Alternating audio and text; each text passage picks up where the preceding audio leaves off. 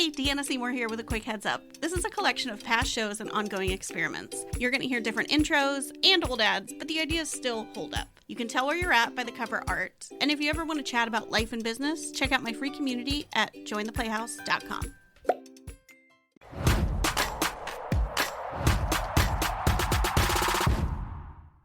What if being weird while marketing your business could make you more money and make your business feel easier and more fun? Well, my guest today has some amazing ideas on why this might be something you want to explore. And in case you're new here, you're listening to my series called Cool People Doing Cool Things. I'm your host, Deanna Seymour, collaborative growth strategist and founder of the Playhouse, where networking is actually fun. Today I'm hanging out with my friend, Amber Petty. She's a writer/weird marketing maven who's helped hundreds start businesses, grow their email list, and get published in places like Huffington Post, Business Insider, and the New York Times. All right, let's get to it. Hey, Amber, how's it going? It is going great. Thank you for having me. I'm so excited to hang out with you again. I feel like when's the last time we actually talked to each other, like two people? I was going to say in person, but we're like on Zoom, but it's close enough, whatever. Literal years for sure. I know. Okay. And so I'm just going to tell the listeners that you sort of came back into my consciousness. I mean, you've never left. You're always the person who, whenever I see Snooki, I'm like, I know Amber Petty, who wrote her blog way back when. Literally. You are basically Snooki in my mind now. Wow, great. I'm happy to live in that place in your heart. But you are popping back up in my world because I've been on Instagram more recently. Mm-hmm. And you've been on Instagram more recently, even though neither of us really love social media and are into it that much. And also, I don't know, it just popped in my head and it's out of order. But I was just realizing that you were on my very first ever podcast series, the F That series. Yes. Oh, that was your first one? Yes. That was my very first one. Yeah. I think it was in 2021. I think so. Yeah. We've known each other. You're one of my OGs from my online business experience that I still love. And not all the OGs have made it with me to 2026. And so I want to talk to you today about how you're showing up online. And I feel like you've been using the word weird a lot in your marketing. Like this summer, you're doing the Weird Sisterhood Summer, and you are sort of teaching people to embrace their weird and the weirdness way. And I was instantly like, okay, well, can you come back on to be a cool person doing cool things? So let's just dive in. I guess I want to talk about, I feel like maybe, have you always embraced your weird? In my mind, I guess I've known you since 2021. And I'm like, you've been weird to me since 2021. So have you always been weird? So I've definitely always been weird my whole life. Absolutely. Ask my classmates throughout school. So I definitely always have been. And then there's been, and it's always shown through, I'd never fully went away, but definitely I was an actress originally, and definitely in that stuff, there was much more of a I need to create a package, or my ideas can't be too much. And just generally, even as a person, I did feel toned down, always toned down, because I didn't want to be too much or too whatever, and that just felt like that will lead to a further lack of friendships, if that's even possible. So the first time that it was really consciously put out there is a little bit as I started freelance writing and stuff, for sure, but you're still writing for other people. But as I did start my business, it was coming from a place of, I don't want to do business in a boring way. I'd worked as a copywriter for some people, and I don't love doing client work like that. So it's I get to say whatever I want now. Hooray. And so I just did. And so definitely how I spoke in my emails and stuff like that was just very much how I am. And if I'm referencing The Simpsons or swearing or using a Little Mermaid quote as a subject line, which I've literally used, that's going to happen. I used pinup photos for my first photos, not saucy ones, but just very retro pictures, because I liked those and I had them. Yeah. So it was out of desire and necessity. So desire to, of course, I want to just say it my way, but also it's faster to just be myself. If I've gotta create a whole persona for you, that's going to make business 400 times harder. And so why don't I skip that part and trust that whatever professionalism, like the trust in my expertise will shine through. And if it's not professional enough for people, great. Like I wasn't for them anyway. So that was always there in my business. And then I've had lots of ups and downs with it. Again, I've never seemed super corporate or like that's never happened. But I have gotten through times where it's like, well, I need to do it this way, or well, now I got to do this thing. Like I have gone through periods of that. And more, I've always found the more you just lean into what is interesting and different to you, the more it's easier for you, you get better results, and you get more business. It's always the better way, even though it's often the scarier way and feels wrong. Every single time it's been better. So it's still a process, but born weird, certainly. Oh my gosh. Okay, so 3 things I want to jump into that you just said. You like just dropped a bunch of bombs. Good bombs, not like bad bombs. Good. The idea of expertise versus professionalism. I was like, ooh, such a good point. Like people, I think it's almost like everything you said. Okay, I'm going to name all the 3 things that jumped out at me, and then we're going to like sort them and pick them up. Yeah. That one, plus you saying it's easier. So while you were talking about it being easier, I was thinking, yes, oh my gosh, business is kind of hard. Like there's a lot of things you're thinking about, like pricing, how do I launch this? Like, how do I write a sales page? How do I do all these things? So if you're also figuring out like, how do I need to speak? How should I look? Like what outfit should I wear when I record a reel? Like that's just adding to the mental load. That's already a lot. Big. Yeah. So I love that. And then, oh my God, I knew this was going to happen. I was like 3 whole things I'm supposed to remember while you're talking. I think I was just thinking about you saying it was easier. Oh, it was more effective. Like it's scary because you're like, oh, but if I'm weird, less people are going to like me. Yeah. So it feels counterintuitive to be like, don't be too weird, because like, Deanna, Amber, that sounds cute and all, y'all are weird, but like if I'm weird, like you even made some references to like I would have less friends, or I would like you know, oh God, less people, I'm just gonna let my weird flow, feels counterintuitive to like, it feels completely counterintuitive. And because classically in your life, most likely, definitely in mine, if you're a person who's a little bit weird, and weird is always a good way in my book, or at least how I'm talking about it, but you were made fun of for it, and like you'll be made fun of again, you know, you will get comments, but it was a thing that very much felt unsafe. But the thing that's cool is coming back to this as an adult in very different circumstances, being on the internet where you're putting out your own stuff, is actually the fact that that's what people picked on you for just shows how good and interesting it is, because it showed, hey, without even trying, me just being myself, I stood out from the crowd. And in school or in a stupid job or whatever, like people were threatened by that or didn't like it or whatever, you know, dumb people do. And so then they picked on you, or people are scared to be different, so they didn't want to associate with that. Well, now on the internet, all we want to do is stand out naturally. And because we've got to differentiate. Yeah, like that's our whole point. That's the whole hardest thing to do.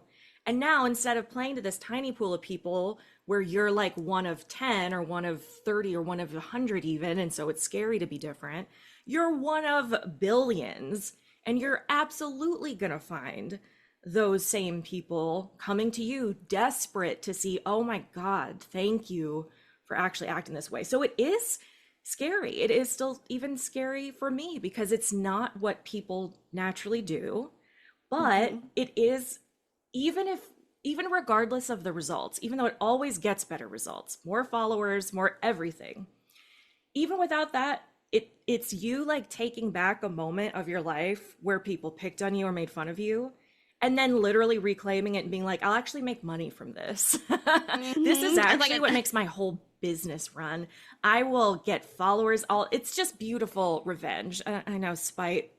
Yeah, it sounds mean, but I love it sometimes. No, I like it. I'm with it. I'm like, it was a giant middle finger.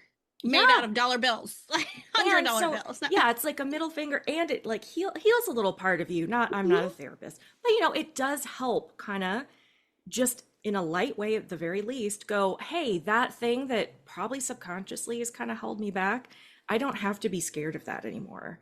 So Mhm. it is this rare form of marketing that is helpful to your business goals and is also just helpful for your human life of like, oh Yeah. wait, maybe I can't just act how I want to act. So I certainly never, I mean, before I got into marketing, I thought marketing was horrible. I was like, this is the worst in the world. I don't want to promote myself. I was like, oh my God, what a nightmare.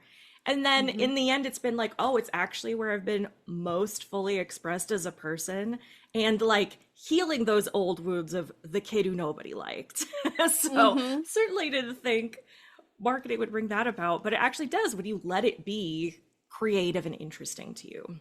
Yeah. Well, I think we also think of marketing as being like fake and like Yeah. a salesy, and we have to like put on a front to like Yeah. market yourself. But you're saying the more you are real, the easier it also becomes, just in feeling Yeah. like, oh, I have to market myself. Exactly, Hmm. because what is one is that sort of, and so the reason I don't say like be yourself or be real or be authentic as my main terms is that can Hmm. be just so hard to define for yourself, like I don't know.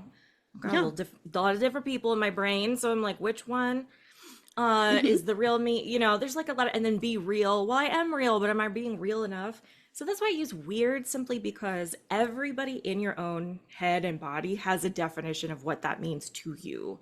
So Yeah. if I'm just even saying be weird, that might not be helpful. But if you have hey, I have a post, I have an ad, I have something, and I go, what's the weirdest way you could do it? You will naturally think of something different, and it's going to naturally be very different than what everybody else does. Because when you say be authentic, we still see people kind of perform that the same way. Because it's hard to just suddenly be honest and sell Hmm. something and talk to a bunch of strangers online. But like Yeah. being weird, just I find it lights up that creative center of your brain instead, which is where Hmm. you are real and authentic in you. So it's kind of a shortcut to get to that to me. Hey, what are you doing on Thursdays? Want to come hang with me inside the Playhouse? It's part networking space, part creative clubhouse, and part, oh, thank God, other weirdos like me. And until July 2nd, you can join for just $150 per year. Head to jointheplayhouse.com to check it out. See you next Thursday.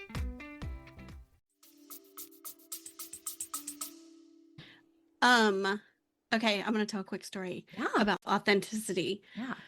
So back in the beginning of my online business journey, I joined this course with a famous podcaster. I was gonna like maybe make up a rhyming name, like her name was Shmema Schmutcher. We'll just call her that. Um Yeah, and I don't know who that could be. no, who knows? No cease and desist coming my way. No, not for Um Shmema. but I got on a Zoom call with her and I was like, oh my God, this is amazing. I get to ask this amazing business lady a question. And so I asked about being authentic because she was very different, like on her podcast, in her video, like Hmm. than when she was like being real with us. So Yeah. I was like new in business and I was like, wait, what? You keep talking about authenticity. So, like, what's real? And her answer was like, well, I feel like you can be authentic in many different ways. Like, you have different ways of presenting that to different people. And I just remember being like, what are you talking about? And now I'm like, oh, you just have a brand voice. And then you were like on a Yeah. call with that. Like it was just a bunch of like word salad, which now I'm Yeah. like, that tracks. But so I like that you're like not using authentic because I think authentic is like what is that even? Now is that word valid? Yeah. Like so weird. I also feel like weird to me. Tell me if this is true for you. But maybe it's because you're saying everybody has their own weird. Like to me, weird is Yeah. definitely going to push it to funny. Like if I did something and you were my coach and you said, "How can you make it weird?" Hmm. I would take it and get like silly, you know? And Yeah. but maybe someone else would like I don't know, get different visuals or different color Yeah. palette or like how would they make it weird? Yeah, it's gonna be very different because with weird, that's where I don't mean like make it you don't be performative with it. It doesn't have to be like wacky and crazy unless that's how you already are. But Which yeah, is why mine is like, be silly. Like, I'm just like, oh, let's get weird. And mine tends to be more on that dramatic scale. But for some people, it's, even I have like a client who's a psychiatrist, and being weird partially was just talking like a person. It was like, oh, what if I just said it like that? Or she wanted to make stickers to give to her clients, and it's like, oh, but that's, I don't know if that's professional enough, blah, blah, blah. I was like, why wouldn't it be? Coming back to expertise, it's like the fact you are a doctor shines through. You clearly know what you're talking about. And you don't need to be a doctor to have that level of expertise. Likely anybody who's listening to this, you're smart and good at what you do. Probably you're taking 10 more classes than you need to take. I certainly do. But like that's okay. You know what you're talking about, and that shines through. And the professionalism in quotes thing is just old. I mean, it's just old. And so, yeah, if you were trying to apply for certain jobs, maybe they'd want that, but you're not. That's why you're doing this. You don't have to put up with that anymore. So yes, for me, so weird is different for each. Sometimes weird just means, oh, I'm like, but I'll do a little more of like tarot because I really love it and I use it with my clients. It's like, yeah, then you can use that. Or I want to be really quiet, or I don't want to say anything. And great. One woman was an artist. She didn't want to do process videos. Everybody said, oh, just, film while you're working. And she just really hated doing that, but felt like she had to. And I was like, no, just show pictures of your art. Show a drawing you made first. Show anything. You don't have to make a process video. So her weird was, anybody else wouldn't go, whoa, that's crazy. But to her, it was like, oh, that's what I wanted to do. It felt different. But now this feels more natural and flowy and easy to me. Yeah. I mean, it's almost like in this instance with like the doctor using regular language, it's almost like in that world, speaking in just normal English and making these stickers is weird. Exactly. In that world. Like if you're in a bumper sticker world, you're doing whatever. Like, it's almost like, do you know what I mean? Like I love that you're saying it doesn't have to be quote unquote weird. Like you're not saying put baby doll parts on everything or a skeleton, or you don't need to get like a Jamiroquai hat and like dance around or whatever. I'm realizing now, I'm like keep forgetting my age. I'm like, wow, lots of people won't even know what I'm talking about, but that's okay. I do that you can look up a Jamiroquai hat. It's the Dr. Seuss hat. So anyway, but yeah, I mean, I do now put skeletons on my stuff, but you don't have to do that, Yeah. That is not what I mean. It's for everybody else. So that's why I like it, because I feel like it fits your own personal context. It fits whatever industry. And I just find nowadays, be yourself, be real, be authentic, because we've seen so many examples of people like Shmema be performatively authentic that it's hard. And then again, because you're likely an overthinker if you're listening to this, I bet. Then we're like, oh, but is it real or is it too real? And can I, and it's like, what's just a little bit weird? That's going to shortcut and make it more fun. Yeah. Would you agree also that the way you're speaking about weird also should, if someone's listening and they're like, okay, I'm going to embrace this, when they start thinking like, how could I make it weird?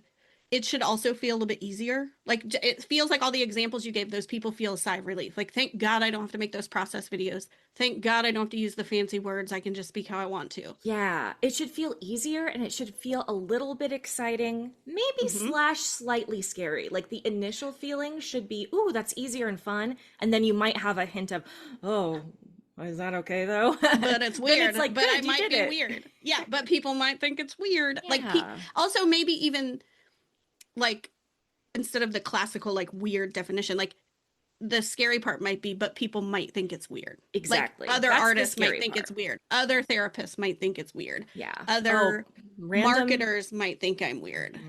I love that. Yeah. Okay. Yeah. And I use the word weird on purpose because there are some people that do not like that label at all, would not resonate with that. And so good. I'm not going to be very helpful to them. So so that's another reason where it's like, it's okay if what you do is literally repellent to some. That just means the people that are attracted all the harder. So yes. Yeah, and I just want to share a quick anecdote Yeah. that might be related. Before we hopped on this call, I was talking about what I saw, something I saw in the stuff I've been seeing of yours, where you used The Craft, the movie The Craft, which Yeah. again, we're old. You gotta Google it. Just kidding. Yeah, so you have to Google Jamiroquai and The Craft. Yeah. But the line is like, "We are the weirdos, Mister." Yeah. And I right away was like, "Oh my God, I love Amber. This is great. This is so funny. I love this weird stuff she's doing. Like, I love her using weird." And we were talking about too how sometimes when you do things like that and reference things that are maybe weird or like in your own little world, like we're admitting it's in our Yeah. pop culture past, Yeah. and maybe some people aren't going to get it, but the people who get it like love it. And the people who Yeah. maybe don't get it, we were saying kind of just like skip over it. Like it's not a Yeah. huge deal for them. Yeah. So it's because I would say if somebody's like, we're the weirdos, Mr. Oh, I'm not weird. I don't like that. Good. Okay, you're gone. And then if Keep somebody's going. like, oh, we're weird. That's cool. Like don't get the reference, but they still get the context. And Yep. then, yeah, for people that are like, yes, of course I want to be a witch for the craft. Yeah. Nancy was the That's best like- witch, actually. Then they don't have to say that per se, but like it's just a more immediate connection, which is all we want. And again, for me to reference pop culture stuff is just how I am. It's like I just love TV and movies and stuff. That doesn't mean you have to do that, but that also means, hey, if you want to put a reference to an astrology thing, a tarot thing, a book thing, put it in there. Like if people even don't... if it feels like obscure, because it's almost like the payoff is even bigger if it's like super obscure and they get it, and if they don't get it, they probably don't care, like and you a said. super quick example of not pop culture, but like in one of my ad videos where I talk about using how you get bullied, for your marketing and stuff. I talk specifically about getting made fun of when I was 11 for not shaving my legs and not getting invited to Stephanie's party. And I use those specifics specifically, one, because they stand out in your brain more. But then it's so funny to see people like, I was 11 when I was made fun of. I was invited to Stephanie's party. They even had a Stephanie around the same age. So it's like, and then there's tons of other people where the specifics don't match, but they're like glued into the story more by the specifics. So even if I didn't explain a Jamiroquai hat, for the people that remember that or just picture it immediately and get it, and everybody else is like, I assume it's a weird hat. Like within the context, they get it. Yeah. Yes. Oh my gosh. I mean, I hired my accountant because she did a reel with the Teen Witch, like top that rap. And I was like, oh my God, I love this person. Who is it? And then I did her little QuickBooks course. Like I got on her email list. And then she had the expertise that I was like, oh my God, you did that and you're smart. Will you do my taxes and my bookkeeping? Yeah. Being fun. There's a bunch of money. Like I pay, she's probably the person I paid the most money to in my business. And she's doing taxes, right? Where you would definitely think, no, but I've got to be serious and I've got to show. And like for tons of people, they're like, I've got serious out the wazoo. I can see a million serious people and I don't get them and blah, blah, blah. So she comes out with top that and you're like, oh, maybe I won't feel weird with you. Maybe I'll feel like you can understand me. And this whole different audience she reaches instantly. Well, and I mean, I kind of assume, and I assume like basically every accountant can do accounting and bookkeeping, but who knows all the words to the top that rap? Callie. Just her. From Radical Profits Club. Yeah, because like that's why professionalism is just a facade. And then the expertise is real. You actually know what you're talking about. And the more you talk like you do and let that out, that shines through brighter. You can trust people will get that. I'd say especially for your listeners. So the weird never takes away from it. It just draws attention from the right people. Well, and we've probably already, I mean, I've hired people who looked legit. And when I worked with them, I was like, oh, I could have done this. Like, I know just as much about that topic as you. I thought you were like really going to kill it on this topic, but I kind of knew some stuff about that topic already because they looked legit and professional. Yeah. But like, so like you're saying, the expertise is, I don't know, in a way, I almost feel like that can be faked, but the weirdness can't be faked. Weirdness, like it's exactly. Real. It's hard to fake. It would be really hard. Yes. But you're exactly right. Authenticity can be faked. Professionalism can be faked. Expertise can be Mm-hmm. faked. Weirdness cannot be faked. And because your expertise is real, it's going to pair with your weirdness fine. It's not going to take away Mm-hmm. from it. But that's why, because weird is different for everybody. So even Deanna's weird's going to be different than mine, even though we're both similar and colorful and all that stuff. Hers is still going to look totally different from mine. Yeah. And that's good. That is the whole point, because that's one thing where it's like, yeah, I have the weirdness way, which is like a structure for marketing and a way to like bring that out of you, but it is never like it's my structure, it's Amber Petty's like way to do it. Like, I'm just helping you. Yeah, it's a structure to help you uncover this of your own, because we've covered Mm-hmm. layers and layers of this for years, and so uncovering it sometimes takes time, but it's always based on your most interesting creative way to be. Yes. Okay. I want to get to this because we're talking about expertise and professionalism and how this works. And you are also running Facebook ads. And Yeah. so in my mind, for some reason, I'm like, ooh la la, Facebook ads means you're like looking at numbers. So automatically I'm like, this is real. Because I guess I'm interrupting myself and I'm aware and I'm working on that. But I swear I'm going to get back to what I was No, it's saying. fine.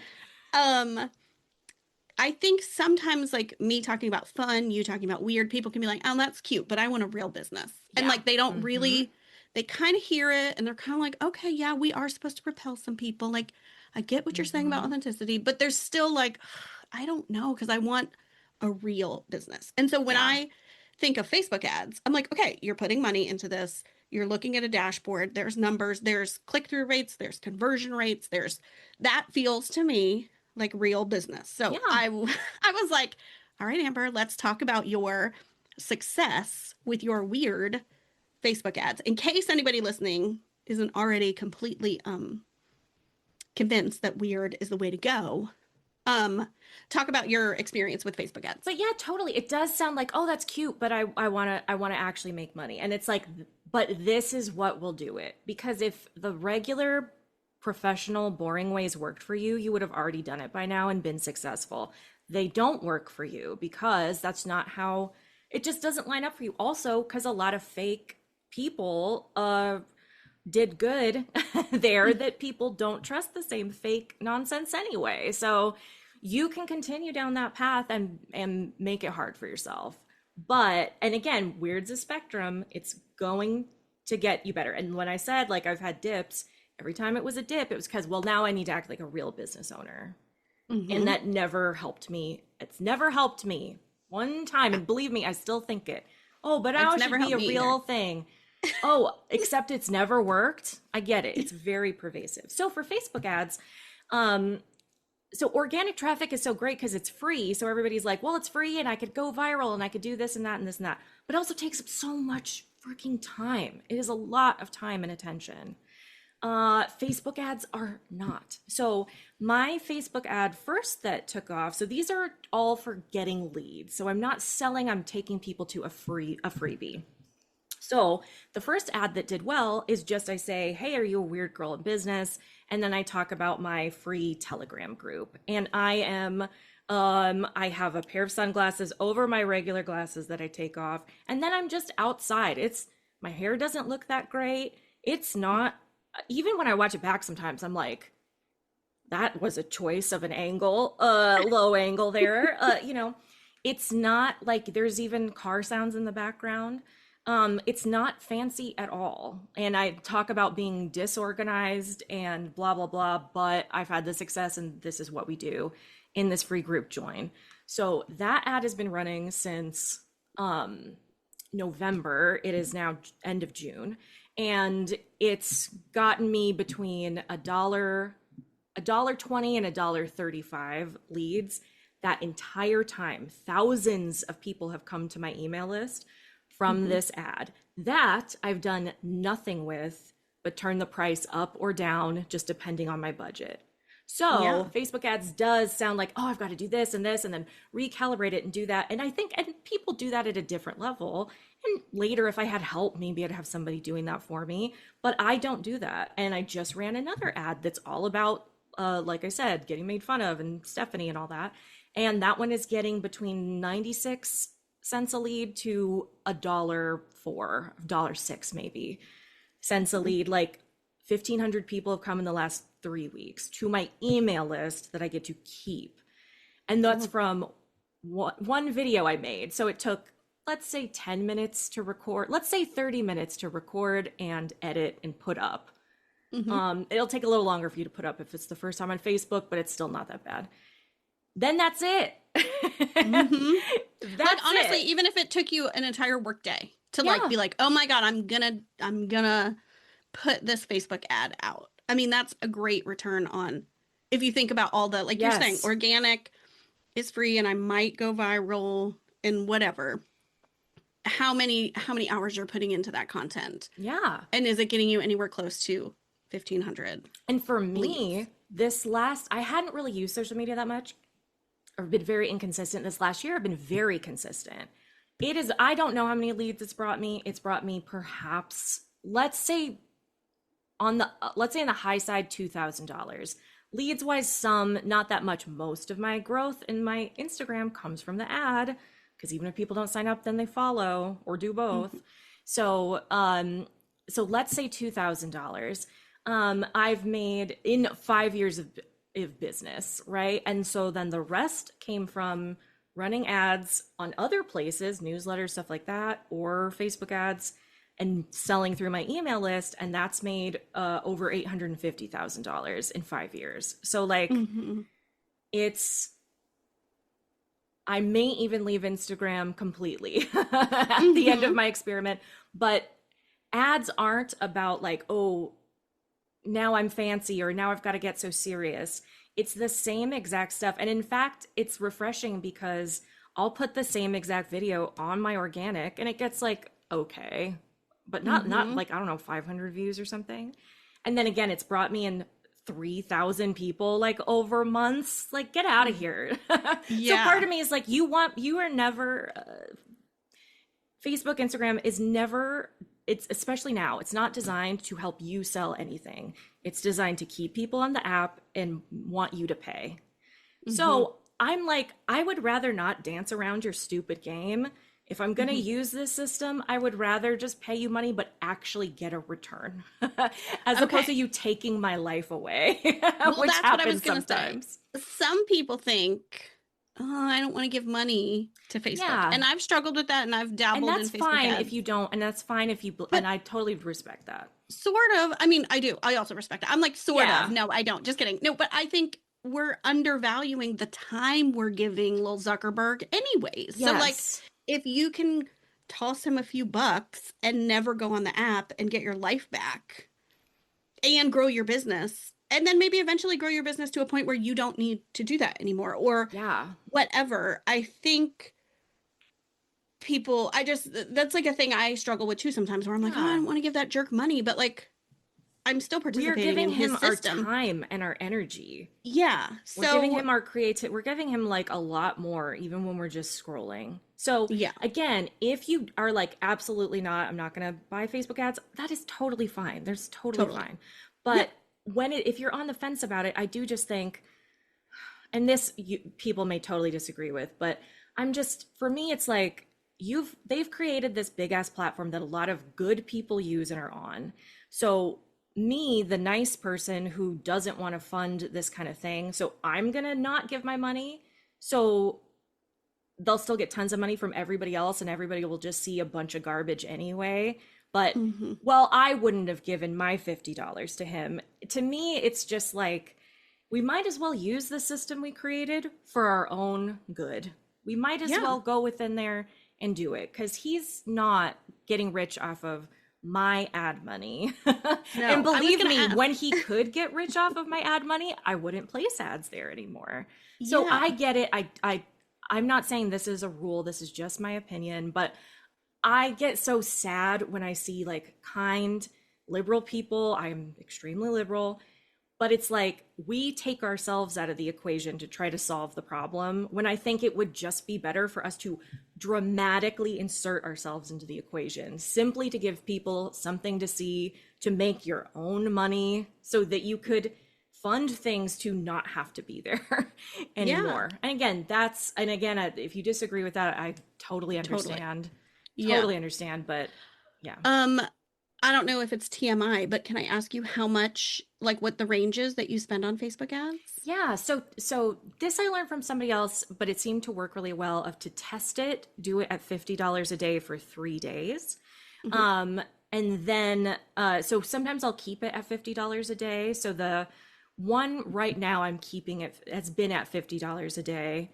And then the other one, like it's turned down to $10 a day right now, just because I can't afford to have all of them going all the time. Yeah. And so the good thing has been, I've seen testing at $50 a day just gives you a better idea of it, but then you can turn it down to like 25 or 10 and it still brings in people at about the same rate. So obviously you're getting in fewer people, but your cost per lead doesn't change dramatically. And like for people listening, that's like the $1-ish that you're getting. Yeah, when you say it'll be less people, like, if you're spending $1 per person, instead of getting 50 people a day, you get 10 people a day. You're saying it's coming in usually at the same rate. It's just how much do you want to spend? Exactly. Yeah. So I do think the $50 a day just for 3 days, $150 to test. It's just you're going to just get better information, and then you can pull the whole thing if it's not performing, and then you're done. But then keeping it around 10 or 25, then it's whatever you have, Yeah. I found like spending money on ads has always been helpful to me. They don't always return. Sometimes you lose money. And it's not always possible, I know, but if you're on, I don't know, consider ads, I would say, for everybody listening. And and I started with, there was an ad I bought that was like a $25 ad, a $50 ad, and newsletters, stuff like that. Because remember, you're spending money, but you're getting in front of people and doing it with very limited effort. Especially those ads, you do write the same thing for each one, send it in, basically, Yeah. So, yeah. 100%. Okay. I love this conversation. I knew it was going to be good. Awesome. Good. I was like, we got to talk about being weird. I love it. And this was awesome. Tell everybody where you can, where they can hang out with you online. Yeah. So if you want that workshop we talked about bullies, that's called Revenue Revenge. It's a free workshop, and that you can get it at amberpetty.com/revenue. So then you'll get that, and you'll get my emails, which have marketing tips and also like opportunities to pitch yourself to podcasts and all kinds of stuff. So that's the best one. Then I am on Instagram at Amber N Petty on Instagram. But yeah, I would, my emails are the best place to be, or at least just get the free workshop. Why not? Yes. Oh my gosh. Thank you so much, Amber. You're amazing. And we need to stay in touch more often. Yes. Okay. Let's not hang out every 5 years. Yes.